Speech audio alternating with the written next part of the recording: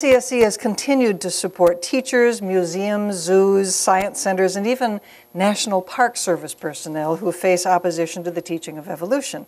And recently, we find that teachers are similarly having problems with the teaching of climate change.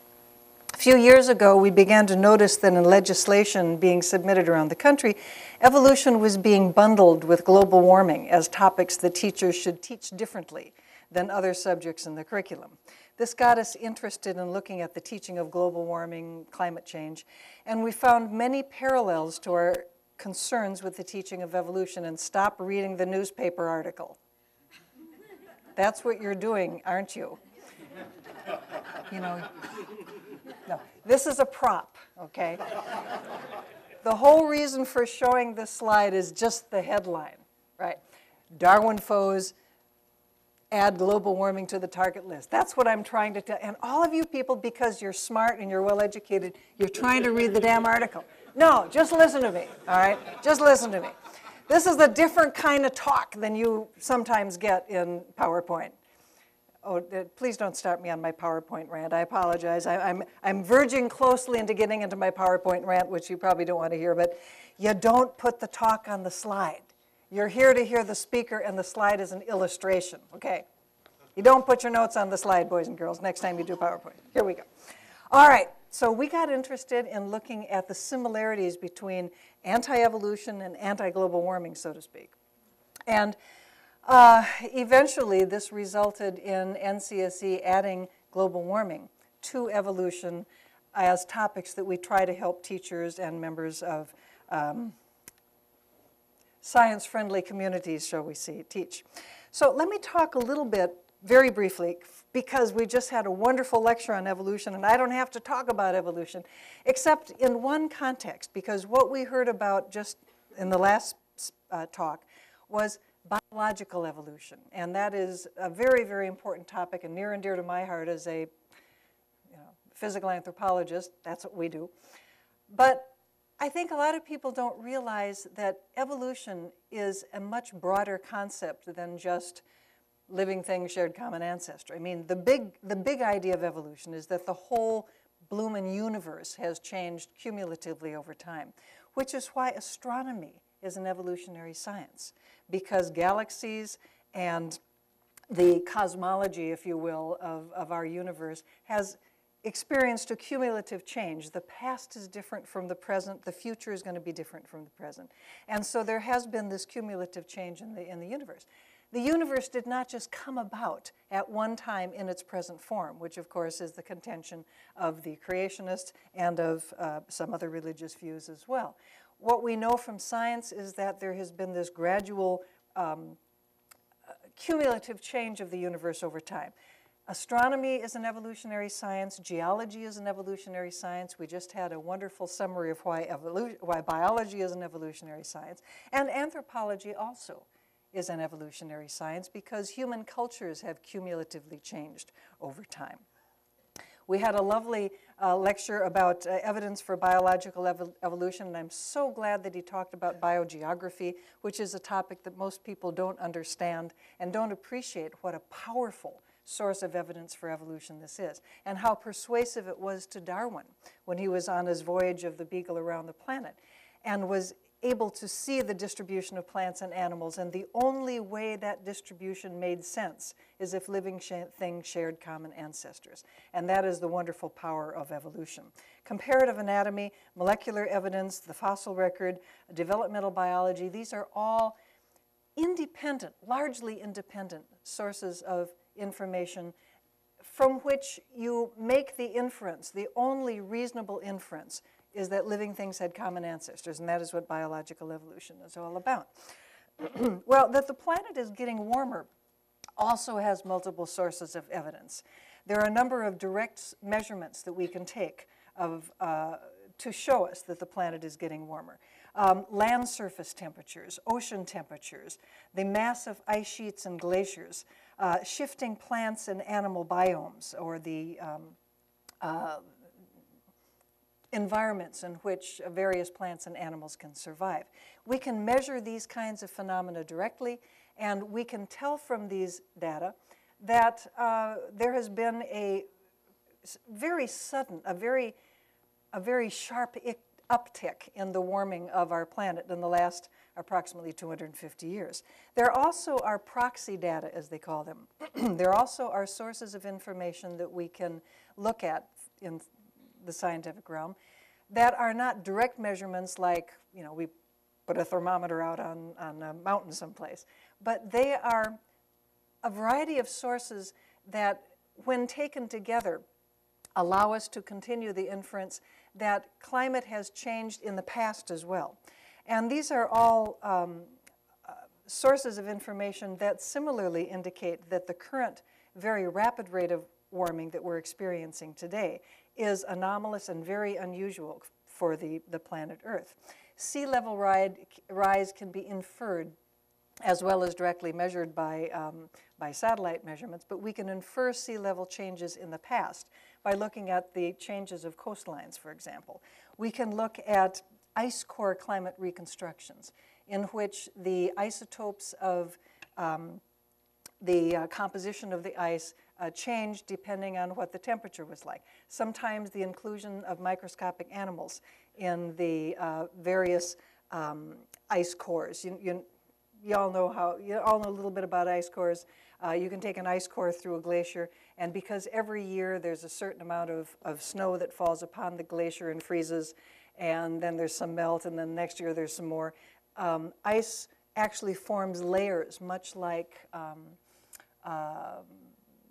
the cores that you can take out of the bottom of lakes and oceans.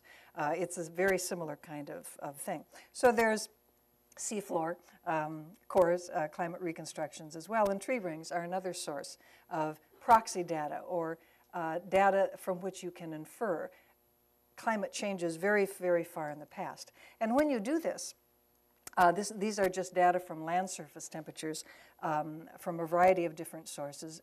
The particular chart comes from the Berkeley Earth Surface Temperature Group from Berkeley, California. All of these show increases in temperature during the last 250 years, which is quite startling and quite more rapid in rate than we have experienced in virtually all cases for the last several thousands of years. Pardon me. The burning of fossil fuels, beginning with the Industrial Revolution, increased the amount of CO2 in the atmosphere. And there's some basic physics involved here. We've known since the 1800s. Interestingly enough, just about the same time that Darwin was coming up with evolution by natural selection, so was John Tyndall coming up with the idea that CO2 was a warming gas. These are two scientists that lived at about the same time and were active in the 1850s. But CO2 is a warming gas that tends to reduce the heat radiation from the sun from being radiated back into space. More of it comes in, and rather than radiating back into space at a normal rate, the presence of CO2, methane, and certain other warming gases in the atmosphere means that less of this radiation, less of this warmth escapes back into space, and so the planet gradually becomes warmer. We would expect this from the basic physics. We would expect the planet to get warmer as the amount of CO2 in the atmosphere increased. And when we look at both both direct measurements as well as proxy measurements, you can see that the proxy measurements would be the ones to the left there.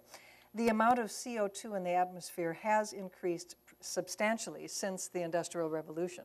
You see the sharp spike there at the right-hand side of that slide. Now, those were land surface temperatures, but which is the little orange line down the bottom there. The oceanic heating has been much more striking and much more significant, really. Climate scientists refer to sinks, where heat is being stored. Well, the ocean is the biggest heat sink, and there is a tremendous amount of heat from this non-radiated heat that comes in from the sun that is being blocked by the CO2 and the other warming gases. There's a tremendous amount of this heat that is being absorbed by the ocean. Thank goodness, in a way. Although, of course, that is having problems with oceanic life. It's having problems with, it's causing problems for things like ocean acidification. But in one sense, it's keeping the atmosphere from being warmer, and so that's something of an advantage to us landforms. But all is not beer and Skittles on land either.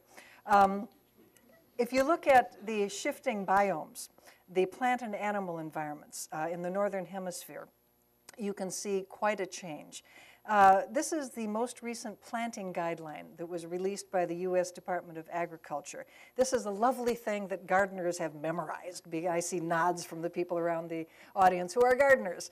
We look very closely at this, so we know where out on coastal California we can plant certain things, and if you live in Alabama, there's certain things that aren't going to do quite as well in your environment. So these are very, very useful charts, and they're updated at periodic intervals.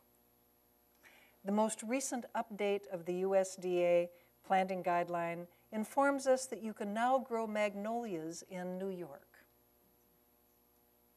That's shifting biomes. Now, it's important more than for just where you can grow ornamentals, because most of the world's food, most of the energy that human beings depend upon comes from plants. And serious changes in the ranges in which, for example, major food crops can grow, can create quite a bit of difficulty for human survival and well-being. Similarly, the kind of insect and other pests and pathogens that can survive in these shifting biomes also is significant for ourselves as human beings, as well as for the other creatures that we're living with. Warming of temperature in North America, for example, has meant that the kinds of beetles that prey upon deciduous trees are extending their ranges further north into Wisconsin and Minnesota, so that your mixed deciduous and conifer forests up there in the north are losing their deciduous trees because the beetles aren't being killed off in quite as large numbers as they used to be because it's not as cold up there. I was talking last summer in Wisconsin's one of my home states, by the way, a very, very long time ago, 1966. I was a student at UW, so I'm very old. But anyway, I grew up in Wisconsin and Minnesota, and last summer I was giving a talk in Minneapolis to an environmental education group, and I was absolutely stunned to hear that a big lake north of the Twin Cities, where I was very familiar, Lake Minnetonka, didn't freeze over last year. The climate's changing. These biomes are shifting. Now, to take one example of climate change in food production, Ghana is the world's largest exporter of cocoa, okay? The main ingredient of chocolate, in case you hadn't noticed that. The current ideal environments for growing cocoa are indicated in the labeled slide. Predictions for climate change by 2030 show that the cocoa crop, your chocolate, is going to be drastically affected. Now, if that's not going to get your attention, it's hard to imagine. There are similar charts, by the way, for things like wine and other major food groups. So, you know, we do have to take climate change being serious. But seriously, I mean, you know, where the rice crop in Asia can be grown is going to be a whole lot more important than where we can get chocolate. But nonetheless, all right. Now, a point that I probably don't have to make in this audience is that these topics of evolution and climate change are not controversial in science. Although they are controversial, they may be controversial in the general public. The Pew Foundation conducted a survey of members of the American Association for the Advancement of Science, AAAS, the largest society of American scientists, general across the board, and there was a clear disconnect between scientists and the general public on evolution. They asked the question, humans and other living things have evolved over time, true or false? 97% of the scientists in this survey in 2009 said, yeah. Only 61% of the public said yes in this survey. Now, these are both numbers that are slightly higher than other people have gotten, vagaries of the draw and what, but the difference between them is what I'm trying to point out. as opposed to humans and other living things have existed in their present form since the beginning of time. Only 2% of the AAAS scientists agreed with that, compared to 31% of the general public. Similarly, with global warming, a survey was conducted among geologists. They asked, is the mean global temperature increasing? The scientists agreed 90%. A survey done at around the same time of the general public, I think the survey was done in '09, but I'd have to check, found only 61% of the general public agreeing. Now, what was kind of interesting is that among the 3,000 or so geologists who were surveyed in this study, when they took a subset of the geologists who were active climate researchers and looked at their answers to this question versus that of the general geology population, instead of getting 90% agreement, they got 96% agreement among the scientists who are, in one sense, the most qualified to comment on this topic. They also asked a second question. Is the global warming anthropogenic? Is human activity significantly contributing to this warming? And again, the percentage of scientists versus the general public is quite striking. 82% of the scientists in this survey versus 58% of the general public. 2009, I did remember it correctly. Again, the subset of climate scientists who are active researchers, when they were asked this question, instead of 82%, it was 97%. Again, compared to the general public, which is much more agnostic on this issue. And similarly, with evolution and climate change, when we look at the data from the United States versus international comparisons, our citizens lag behind those of other nations in both acceptance of evolution and in accepting that global warming is occurring. On the left, the United States is just above Turkey on the bottom there in its acceptance of evolution. The blue is accept, the red is reject, the yellow is not sure, and there we are. We beat Turkey. Good for us. On the right, British data show 87% of the general public accepting global warming, as opposed to the planet not warming 7%. So clearly something is going on in the United States regarding these two sciences. Both are accepted by scientists in very high numbers. Both have lots of empirical support, and both of these sciences are rejected by substantial numbers of the American public, though not citizens of other countries. And why is a very interesting question that my colleagues of mine and I at NCSE have been thinking about for quite a while now. First of all, when we talk about global warming, there are a number of perspectives. Global warming is not this monolithic yes-no kind of field. Global warming rejection takes several forms. The strongest and obviously the least easy to defend is the idea that it is not getting warmer. My finger's my ear, I'm not listening. And there are people who believe that, but it's really hard to support that, given the tremendous amount of value.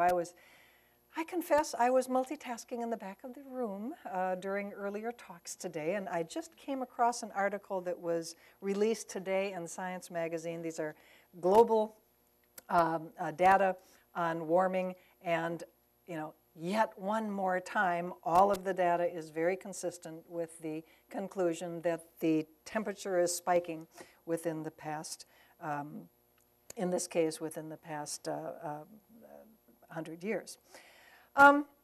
So the strongest position is just flat-out denial of the fact that it's getting warmer. A less stringent position, if you will, is this: well, yes, it's getting warmer, but it's not our fault. Sort of the rejection of the anthropogenic component of global warming.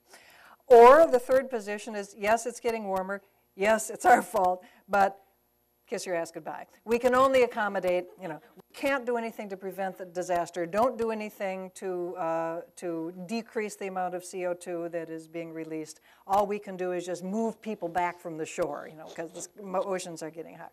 So you find people, if somebody says, global warming is a hoax, the first thing you might want to ask that person is where on this continuum that person lies, because you may be, if he's in the first class, there's not a lot you can say, but you can at least have aspects of debate with the other two. Now, again, comparing evolution and global warming. At NCSC, we found it very useful to refer to what we call the pillars of creationism, which are the three arguments that, into which you can pretty much put any creationist contention, whether it's a book or a video or a pamphlet or a letter to the editor or just a conversation in the supermarket checkout line, if you are so unfortunate. But these three categories, shall we say, of arguments are, we found you can pretty much put everything in there. The first one is that evolution is weak science. Evolution is a theory in crisis. Scientists are giving up on evolution. This will come as a great surprise to scientists, of course. The second argument is that evolution and religion are incompatible.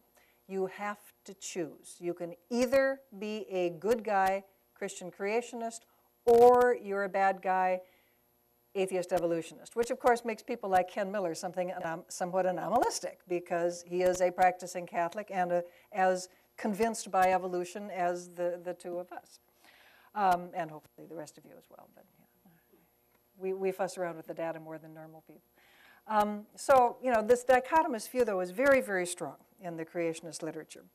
And the third argument is what we abbreviate as the fairness argument, that teachers should teach both meaning creation, their view of creation, and evolution, because it's only fair, it avoids dogma, and quite frequently, especially in the last 10 or 15 years or so, we've been doing this a long time, you also get the argument that it's a good critical thinking exercise for students to weigh the evidence on both sides.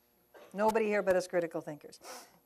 Well, my colleague Josh Rosenau noticed that global warming denial falls into three very similar pillars.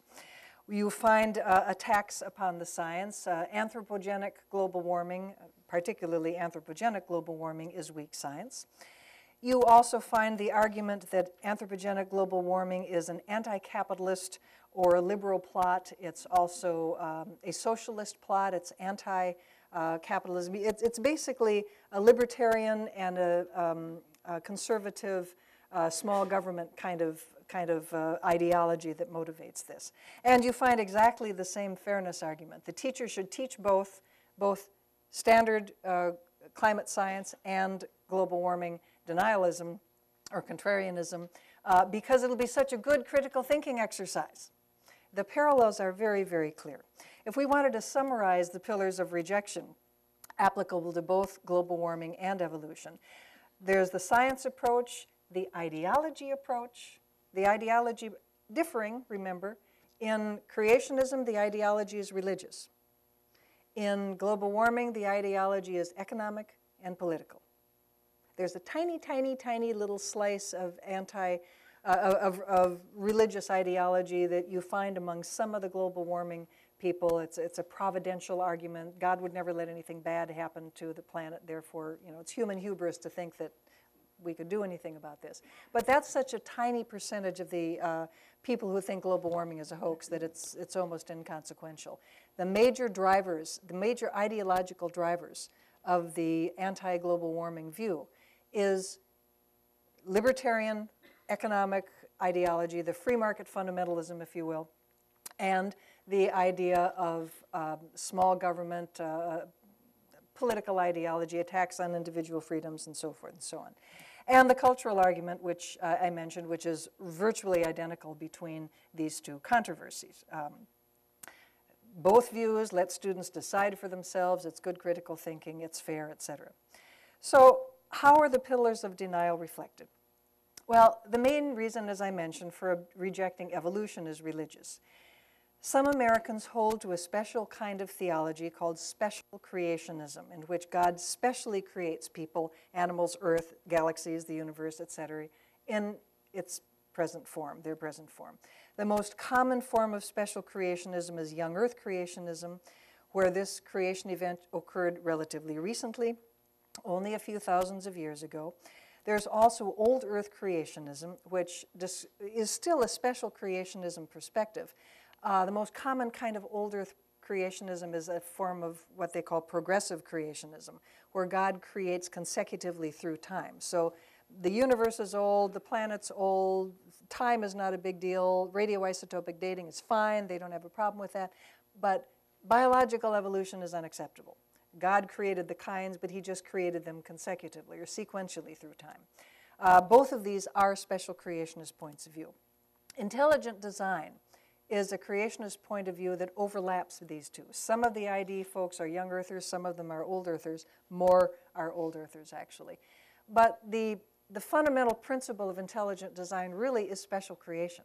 When you see something like the bacteria flagellum motor, this wonderful little complicated motor that makes a flagellum move through the liquid, that could only be produced by an intelligence. It could not be produced by natural forces. That's basically what intelligent design is. You see something that's really, really complex in nature or really, really improbable, the natural forces couldn't have produced it. It had to have been created by an intelligence. And obviously the intelligence is a supernatural intelligence. It really isn't time-traveling biochemists. So the intelligent design position is really just a form of special creationism with a whole lot more statistical hand-waving. But when you really boil it down to its essence, it isn't greatly different from the other two. It's just as agnostic on things like, did Grand Canyon get cut by Noah's flood? There's also, it wasn't. Let your heart rest. At peace on that one. Commercial time, NCSE takes a raft trip through Grand Canyon every summer. And we give you the two-model approach, as it were. We give you the creationist view and the evolutionist view, and you can make up your own mind, of course. Most people kind of have made up their mind beforehand, which is why it's a fun trip. But it really is quite fabulous. We really have a very good time. So if you've ever wanted to see Grand Canyon, be sure you check out NCSE's raft trip, because we have much more fun than the creationists do, or anybody else for all of that. Because we're evolution nerds, of course we're going to have more fun. So the ideological pillar that supports anti-evolutionism is special creationist theology. There's also other views, human exceptionalism. We are so special, we had to have been specially created, and I don't want to be related to an animal. I don't want to be related to a monkey. They throw poop at you at the zoo, and monkeys are icky little creatures, and so there's a lot of that.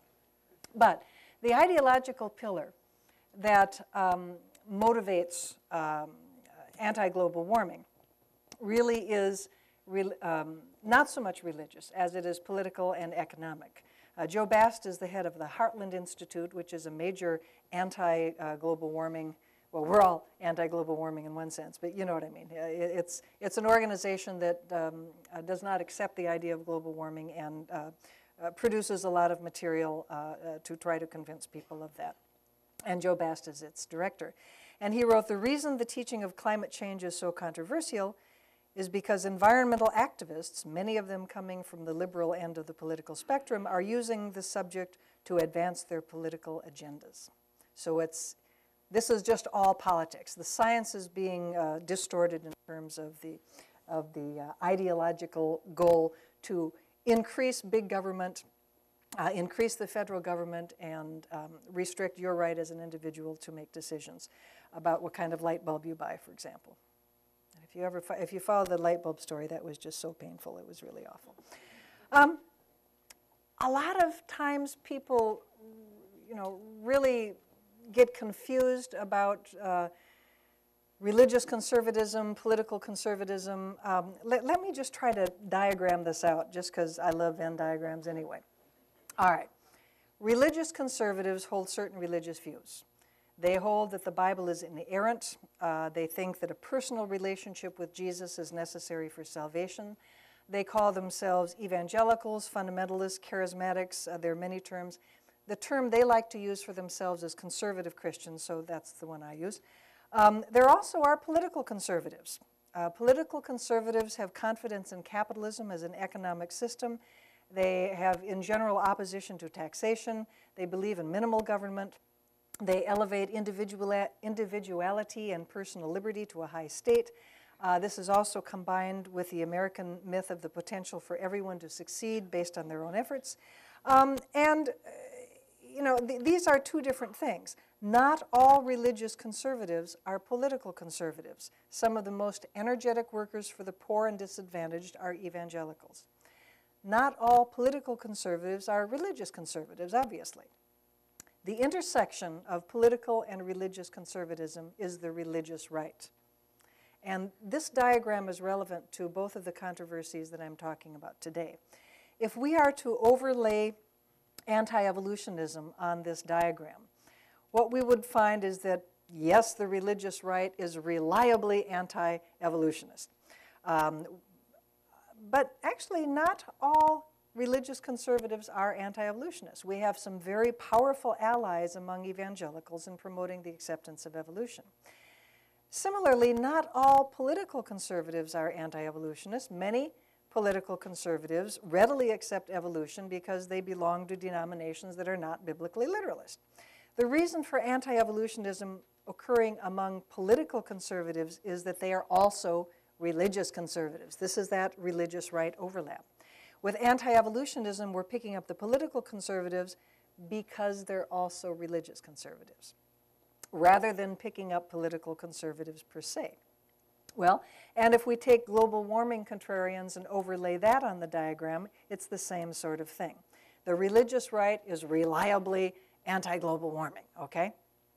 And most political conservatives are usually anti-global warming as well. But there's not necessarily a close association between religious conservatism and anti-global warming. There is a substantial group of green Christians who are environmentalists. Their theology is creation care, it's stewardship theology rather than dominion theology, and they are outside of the anti-global warming movement. So ideologically, global warming contrarians are politically conservative rather than religiously conservative per se. Where you're picking up religious conservatives as anti-global warming enthusiasts is because they're also politically conservative. So if you can kind of keep these diagrams in mind and how the different controversies can shift back and forth, I think that is more useful. Again, the primary motivation for those who object to global warming is political conservatism and economic conservatism. Okay, back to the pillars. In summary, we can describe these pillars as focusing on science, ideology, and culture. And let me make a few comments about the first, which is questioning the science. This is fundamental to a rejection of of global warming, as illustrated by Oreskes and Conway in their very, very good book, Merchants of Doubt. Challenging the science was a deliberate technique used by the tobacco companies during the decades that public health organizations attempted to demonstrate that smoking caused cancer, addiction, heart disease, and other conditions. The tobacco companies claimed that the science is not yet settled on the issue, even well beyond the point where there was a strong scientific consensus that smoking was bad for your health. The belief of the tobacco companies was that as long as they could create doubt in the public's mind about whether or not the science was settled, the tobacco companies could avoid restrictions on their business, such as warning labels, ability to advertise, advertising to kids, and so forth. And of course, in the case of global warming and evolution, you are manufacturing a lack of doubt rather than reflecting one. Oh, excuse me. Tobacco companies use this effect very effectively, and so have creationists and global warming deniers. The Discovery Institute, which promotes intelligent design, has its list of scientists doubting Darwin. And they have over 800 scientists on this list now. Anybody here ever heard about Project Steve?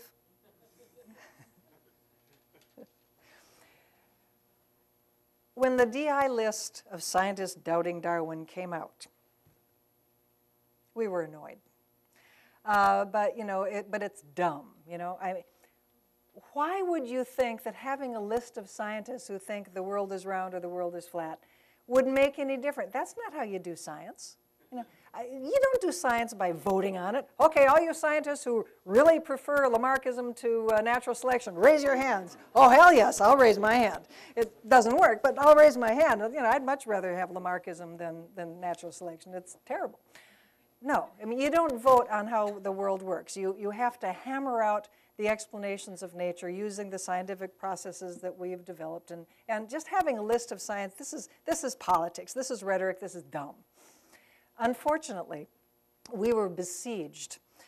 We got emails, we got phone calls, we got people stopping us, not exactly in the hallway because we're too little. But people came up to us and said, NCSC has to organize a petition. We have to hammer these people into the ground. This is so stupid. They got 200 scientists, or 100 scientists originally, doubting Darwin. We can get tens of thousands of scientists. And we said, no, this is a dumb idea. For us to have a petition would also be a dumb idea. So we did it. But if I may say so, we did it with flair. We got to work, and within a month or so, they had 100 scientists doubting Darwin. We got 200 scientists, right? 200 scientists signing a statement about evolution is important, it should be taught in school, natural selection is a big deal, and so fine. 200 scientists, but all of our scientists were named Steve, which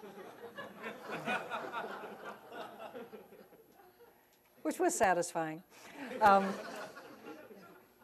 And of course, the point was made, right, that the idea that 100 scientists doubting Darwin is significant is absurd when you can get twice that many using, and Stephanie, okay, Steve's and Stephanie's, okay, it wasn't cheating. But 1% of American names are Steve or Stephanie, okay, and do the math, as we were exhorted to in the previous talk. So we've had a lot of fun with projects. And of course, the Steves keep coming in. It's not like we've stopped this project. So if you're a PhD Steve, check us out. We'll get you on the list. A science PhD Steve, I'm sorry. I love historians. I'm married to one. No historians need apply. These have to be natural science PhDs. Okay. No physicians, I'm sorry. We have higher standards than they have. So a couple years ago, the number of Steves started edging up, right? And we began to realize that we were soon going to have the 1,000th Steve. And we needed to do something special for this, obviously, right? The kilo Steve, this is clearly a big deal. So I'll confess to you, because you are all my close friends, and no one will ever hear any more about this when you leave this room, I'm sure. But we managed to arrange so that the kilo Steve was the distinguished botanist from the Tulane University Botanical Center, Steve Darwin.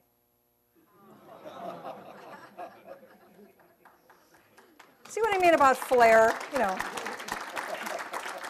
So now we're, I don't know, we've got 1,200, I don't know, they keep trickling in, and you're welcome, you can come too, if you're a PhD natural science Steve. So we're up to 1,200 Steves, they're stuck at about 800, and they cheat, they use non-scientists as well. What can I say? All right, the Oregon Institute of Science and Medicine, which is run by a man named Arthur Robinson and his son. It's not a very big operation, actually. It has an impressive sounding 30,000 scientists on an equivalent position doubting global warming. Signatories must have a bachelor's degree or higher. However, they're drawn from a fairly random variety of scientists, including medicine, engineering, veterinary medicine, agriculture, computer science, as well as a couple of climate scientists, actually. The largest category, about a third, about 10,000, was general science, people with bachelor's degrees. And there also were questions about the validity of some of the signatures, since, probably Brad Pitt actually hadn't signed. But in any regard, even if they had 30,000 real, genuine, card-carrying PhD scientists, which would be pretty unusual, well, I mean, they have bachelor's degrees and everything. The number of people receiving degrees, bachelor's and up, in science since the 1970s, which would include old farts like me and people who would be signing this petition, is about 0.3%. So we're not talking, even 30,000 sounds like a lot of scientists, but it really isn't. of course, the thing to remember about these claims of substantial numbers of scientists doubting either evolution or global warming is that the number of scientists on the other side of the standard scientific view is minuscule compared to the number accepting either evolution or global warming. Lawyers have a somewhat cynical statement about expert witnesses.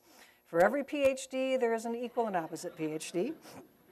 But many people seem to feel the same way. If there are scientists denying evolution, then the jury must be out. Yet for every PhD, there is not an equal and opposite PhD. The percentage of scientists denying evolution is just tiny, especially among evolutionary biologists who can speak most authoritatively. Similarly, the public thinks that if there are scientists denying global warming, that the jury is still out. Yet for every PhD who denies global warming, there is not an equal and opposite PhD. The percentage of scientists denying global warming is a very tiny percentage of scientists as a whole, and an especially tiny percentage of the scientists who actually work in climate sciences and who can speak most authoritatively. Now, there are many other ways that rejectors of science challenge the validity of science, and it's always wonderful to talk about the creationists. A classic creationist technique is cherry-picking the data. You find an apparent anomaly and thereby challenge evolution. Most of the young Earth creationist arguments are of this sort.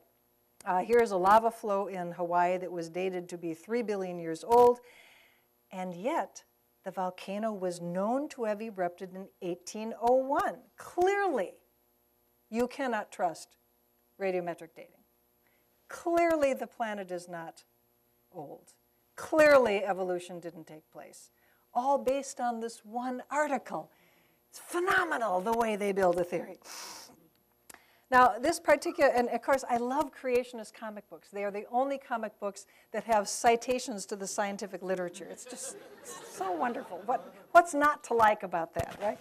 It makes we science geeks really happy. But anyway, this really is a real article, Funkhausen and Naughton, Journal of Geophysical Research, etc.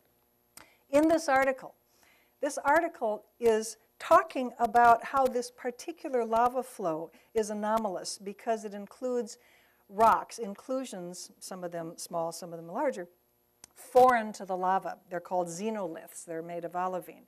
And they come from very, very deep within the mantle. And when they're included in the lava, if you date the olivine, you're going to get a wrong date. Okay, so this was an article about how to properly use radiometric dating. It wasn't an article to show you how radiometric dating should be tossed into a hat, because it's worthless. But this wonderful anomaly mongering is just so rampant in the creationist literature. If you want to know more about this, you can check talkorigins.org, pandasthumb.org, and our own website, of course, ncsc.com. Well, what about climate science? What about cherry picking of data there? Well, there are some very interesting ones from our friends at the beloved Heartland Institute. National Snow and Ice Data Center records show conclusively that in April 2009, Arctic sea ice extent had indeed returned to and surpassed 1989 levels. Now, Arctic sea ice melting is a really important matter that climate scientists have expressed a great deal of alarm over as an indicator of oceanic heating. And of course, oceanic heating is very important because changes in ocean ecosystems, changes in fisheries, coral reefs, the various circulating system of the planet, which has a great deal to do with the climate on the land, obviously. And this quotation suggests that Arctic sea ice is not melting, but just fluctuating. Well, let's take a look here. Now, here's this is Arctic sea ice area. These are the data that the Mr. Bast from the Heartland Institute is talking about. And down there is January, February, March, April. It's 12 months, because obviously the amount of ice is going to vary from month to month. You wouldn't want to compare ice in September when it's at its lowest to ice in January when it's at its highest. You want to compare it month by month. That's very sensible. But the blue line is 1989. The red line is 2009. Sure looks like there's less ice overall in 09 compared to 89, wouldn't you say? Well, what is this thing? With April 2009, Arctic sea ice extent had returned to and surpassed 89 levels. What's going on here? Oh, wait. Oh, wait. There's 1 month when the lines cross. This is why we call it cherry picking. Okay? When you look at the data, it is very clear over time. From 1979 to 2012, the amount of Arctic ice has receded regardless of what happens in any given month. These data, which, again, I was multitasking in the back of the room, and I just found the new data from the end of February 2013. And it's less ice. I mean, the data are very, very clear. If you want to know more about the denier arguments and how to counter them, there's a comparable source to Panda's Thumb and talkorigins.org. This is skepticalscience.com. It's a wonderful site. You can get an app for it. I have it on my Android. And it has the top 100 denier arguments. Look at that. People are taking pictures of it. I love it. Jotting things down. Good for you. Skepticalscience.com, a really, really good site. And it has the once over lightly treatment as well as the deeper treatment with all of the charts and the 8x10 glossies and so forth. Really good site. All right, I want to talk a little bit about the ideology pillar because it's a significant motivation whether you're talking about anti-evolution or anti-global warming. Now, understanding the ideology pillar means understanding dichotomous thinking, which is rampant in both the evolution and the climate change issues.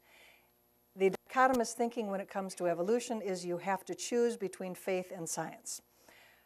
When you think about it, what's really going on is not a discussion so much about science as about the consequences of evolution. If evolution is true, a conservative Christian believes that you lose salvation, you have no motivation to be good, and that society will suffer. Some of us would contest this, obviously. But it's a false dichotomy in more ways than one. There are many intermediate positions between creation and evolution that accept the science. Obviously, the further you are up on that creationism part of the continuum, the less evolution you accept. But people like Ken Miller and other theistic evolutionists accept as much evolution as I do. Excuse me. It's a continuum, not a dichotomy of Christian religious positions. And Catholics and mainstream Protestants' theology of theistic evolution accepts evolution as the means by which God brought about the universe and its inhabitants. And there's a big theological literature about the significance of evolution for theological issues such as the existence of God, the nature of salvation, morality, and so forth. And you know, more progressive Christians have dealt with it. It's the conservative Christians that have a problem here. Similarly with climate change, there's a false dichotomy that one cannot be a political conservative unless one rejects global warming. You have to choose. But again, what is really going on is not so much a discussion of the science. Is the science of global warming really good? It's the consequences of the science. If global warming is true, believe many political conservatives, then we are in danger of the establishment of socialism. We'll have to restrict carbon-producing industries and thus restrict free enterprise and capitalism. We'll lose our personal freedoms as big government will be telling us what cars to buy and so on. So it's the consequences if global warming is true. It is the consequences if evolution is true that are really the ideological motivators here. And of course, some of us would contend with this issue as well.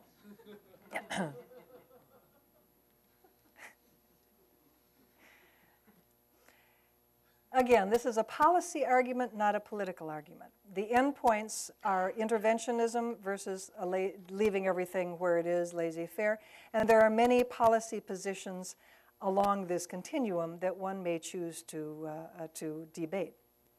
Cap and trade versus carbon tax. The policy issues are issues that NCSE doesn't get into. We're not a policy institute. What we stand for is trying to get people to accept good science and let it be taught in the schools. Now, let's talk about the cultural pillar briefly. Arguably, it is the most effective pillar that creationists and global warming proponents have. Steve Meyer from the Discovery Institute wrote that good pedagogy commends the approach of teaching both.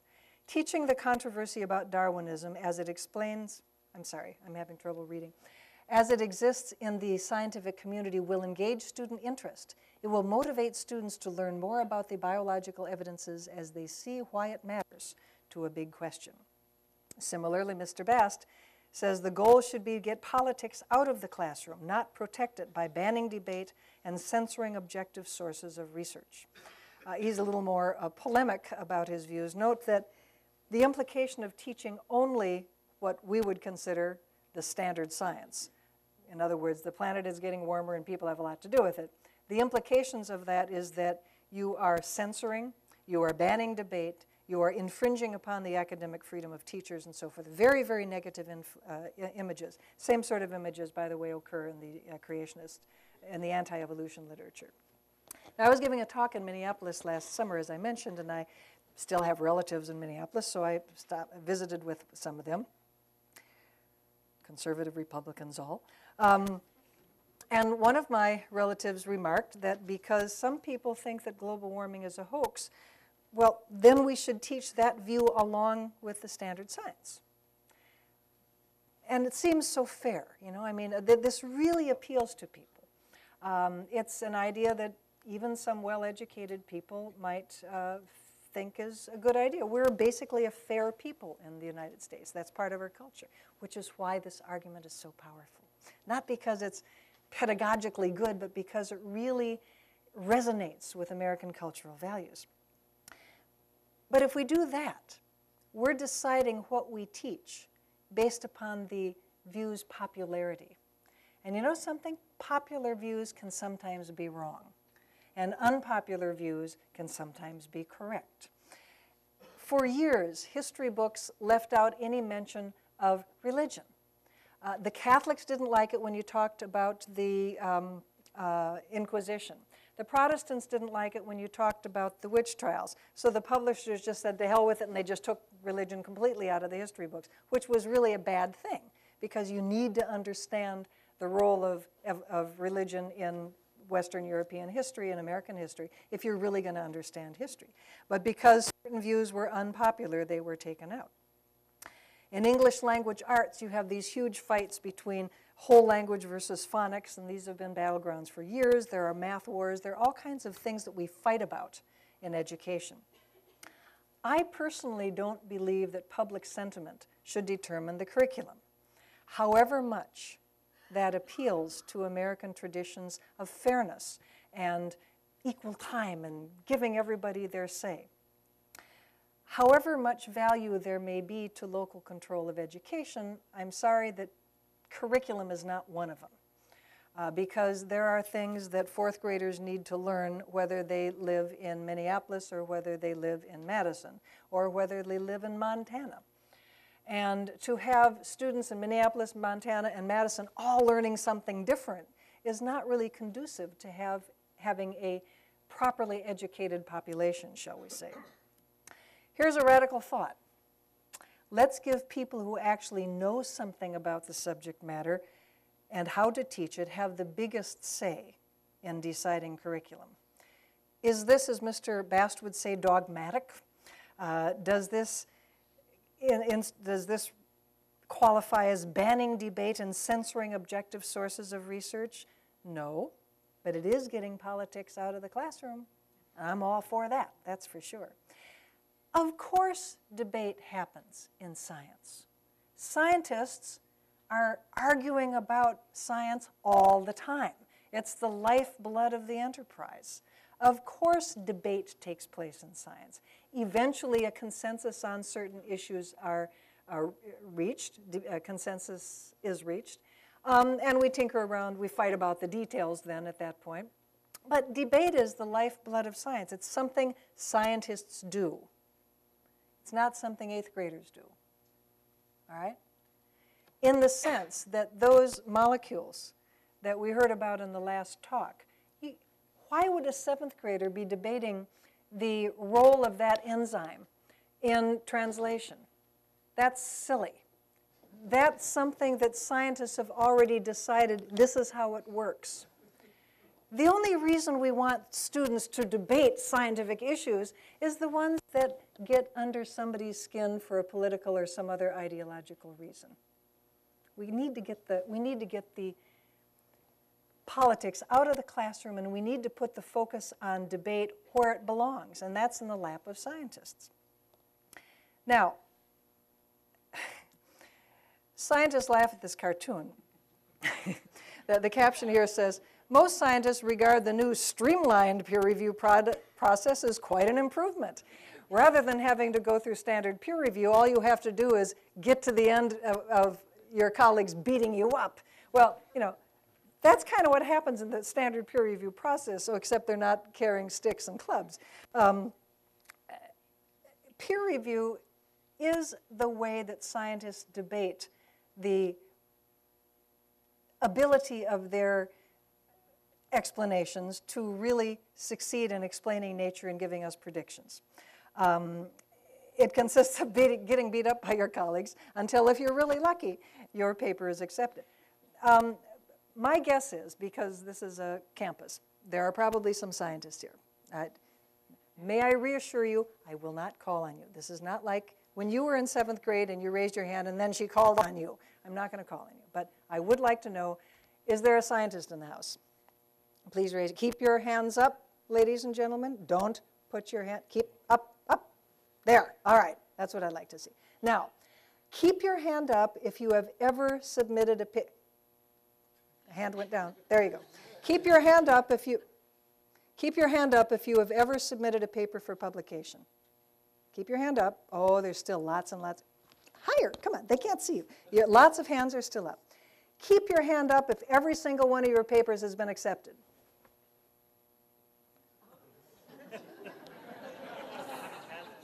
I am not worthy. That's very rare, okay? Either that or he's a smart aleck, one of the two. No, usually all the hands go down and all the scientists laugh because you don't expect to get all of your papers accepted. That's not the way it works. Nobody promises you a rose garden. This is a very vigorous process that you have to go through. And the sad truth of the matter is that most of the ideas we have are wrong, and they don't work out, which is why we don't get all of our papers published. Here's the process.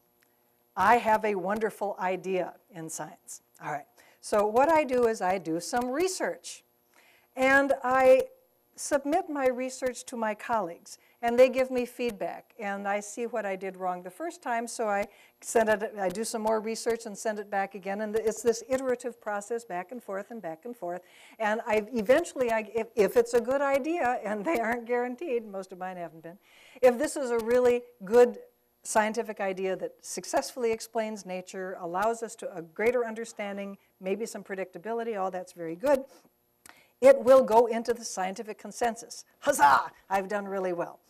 If it's in the scientific consensus, eventually it'll trickle down into textbooks and into the classroom. Punctuated equilibrium is a very good example. Lots of arguing, it's in the textbooks, it's not such a big deal. Now, isn't that a whole lot of work? Who'd really want to do all that if you didn't have to? Wouldn't it just be a whole lot easier to just go directly to the textbook? Can't I go to the science czar and say, Science czar, I've got a really great idea. Bless me. Put me right into the textbooks in the classroom. Well, there is no science czar. But there are school boards. And there are legislatures. And school boards and legislatures are basically trying to bypass that whole procedure by saying, yes, let's teach intelligent design, or let's teach the evidence against evolution in the classroom. Let's just bypass all of that fussy scientific procedure stuff and peer review. If the creationists, the anti-evolutionists, and the global warming deniers want to have their views taught in the classroom, they have to go through the hard work.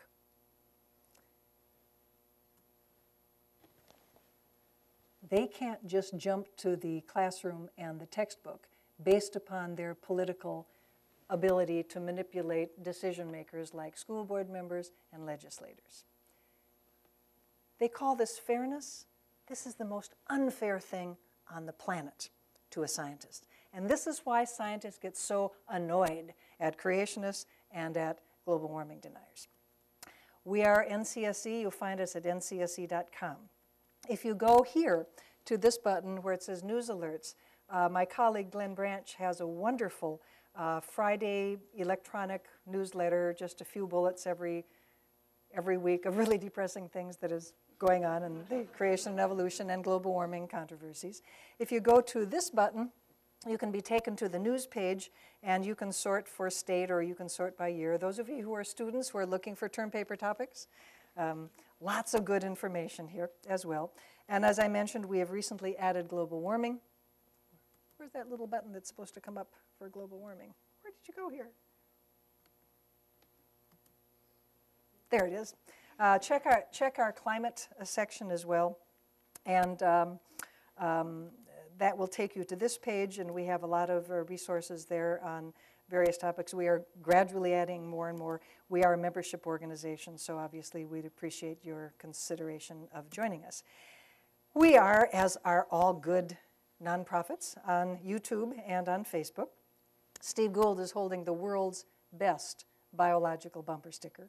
Honk, if you understand punctuated equilibria.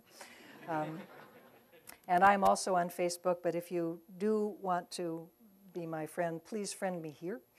Please like Eugenie.Scott. There's a number of Eugenie Scott Facebook pages out there, and it's very flattering, and I appreciate it very much, but this is the actual one that I update on, so if you're interested, go there. And thank you very much for inviting me to be part of your program tonight, and I wish you great luck for the rest of the conference. And there you are.